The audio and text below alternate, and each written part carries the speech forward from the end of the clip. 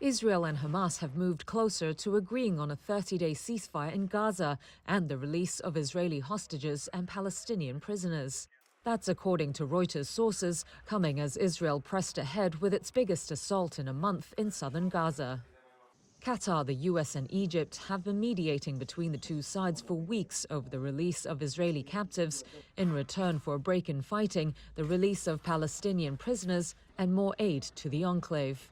But the plan is being held up, the sources said, with Hamas and Israel at odds over how to permanently end the Gaza war. US, Qatari and Egyptian authorities did not immediately respond to requests for comment on the Reuters report. Though on Tuesday, the White House did confirm that Middle East envoy Brett McGurk was in Cairo for active talks over hostage release and aid, while declining to comment on reports of any ceasefire deal. Certainly one of the things he's in the region talking about is the potential for another hostage deal, which would require a humanitarian pause of some length to get that done. Two Egyptian security sources said there was work underway to convince Hamas to accept a one-month truce to be followed by a permanent ceasefire. However, Hamas is requesting guarantees that the permanent ceasefire would be carried out to agree to the initial truce.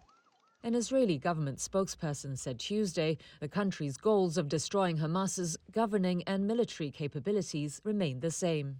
There will be no ceasefire that leaves the hostages in Gaza and Hamas in power. Beyond that, we have nothing to elaborate. Still, Israeli Prime Minister Benjamin Netanyahu is under increasing pressure to reach a ceasefire deal from his war cabinet and families of hostages.